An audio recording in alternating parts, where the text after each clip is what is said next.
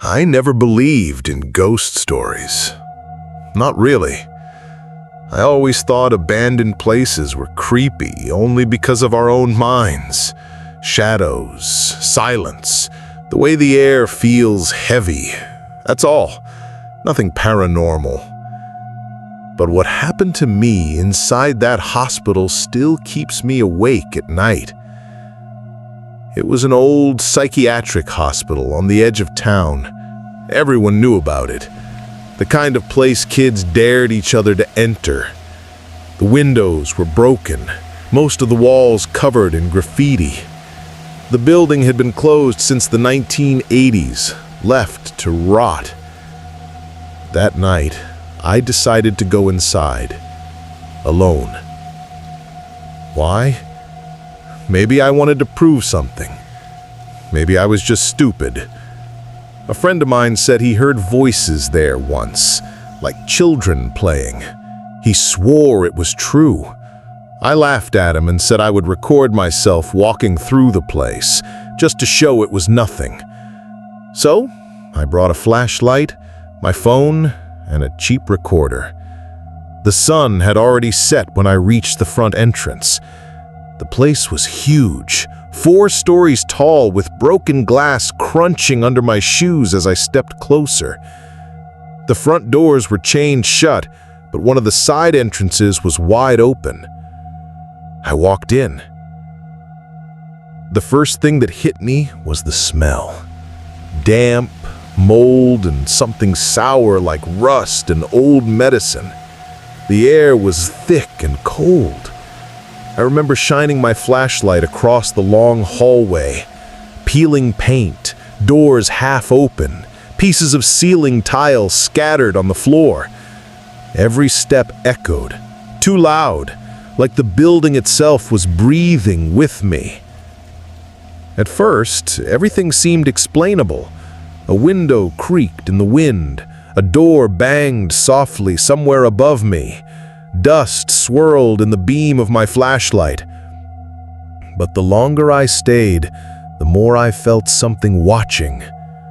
The silence wasn't empty, it was heavy, pressing against my ears. I found an old patient room. The bed frame was rusted, the mattress half gone. On the wall, someone had scratched words into the paint. Most of it was unreadable, but one sentence stood out. They don't want us to leave. I stepped back quickly, heart hammering. My flashlight shook in my hand, making the shadows crawl across the wall. And then it happened again. A voice, this time clear. It was a child's voice, soft, close, whispering, "Come play." I spun around, shining the light in every direction. Nothing. Empty hallways, broken doors, my own breathing bouncing back at me. I forced myself to keep moving, but my legs felt heavy, like the floor was pulling at me. I reached a staircase and started climbing to the second floor. The metal steps groaned under my weight. Halfway up, I felt a rush of cold air sweep past me, like someone had brushed my shoulder. I froze. My breath puffed out in the beam of the flashlight. Somewhere below, on the first floor, a door slammed shut. The sound echoed up the stairwell, deep and final. I wanted to run. I should have. But something in me kept pushing forward, like I had to see it through, like the building itself dared me to keep going. At the top of the stairs, I entered another hallway, longer, darker. My flashlight's beam seemed swallowed by the shadows. That's when I noticed the floor, wet. Long, dark streaks across the tiles, like someone had walked barefoot through water. I followed the streaks. My heart pounded louder with every step. At the end of the hall was a door, half open. Behind it, darkness. And from inside came the sound of breathing. Slow, heavy, not mine. I held my breath, straining to listen. The sound was unmistakable. Someone or something was inside that room. I wanted to turn and leave, but my body refused to move. Instead, I pushed the door open. The room was large, once maybe a common area. Pieces of broken furniture were scattered around, paint peeled from the ceiling in long strips, hanging like dead skin. I raised my flashlight slowly. There was no one there, but the sound of breathing continued, deep, steady, coming from the far corner of the room. I walked closer, every step shaking. My flashlight beam trembled across the wall until it landed on something that made my blood run cold. A chair, an old wooden chair facing the wall. And on the wall, more drawings. But these were worse than before. Figures with hollow eyes, black mouths, dozens of them, overlapping each other, scratched into the paint as if someone had been obsessively carving the same shapes again and again. I stepped back, my breath catching in my throat. The breathing stopped. The silence that followed was worse. Then suddenly my flashlight flickered and went out. Total darkness. I fumbled with it, panic rising in my chest. I smacked the flashlight with my palm, praying for it to work. When it finally flicked back on, the chair was empty. But the drawings, they looked different. I swear they had changed. The figures' heads were turned now, all of them facing me. I stumbled backward, nearly tripping over debris. And then I heard it again. The giggling, children's voices, more than one this time, echoing through the room. Soft at first, then louder, surrounding me. I spun in circles, the flashlight beam darting across empty walls. No one there, just the sound of children laughing in the dark.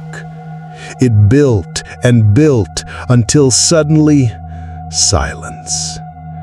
That was when I heard the whisper, right next to my ear. "Stay with us."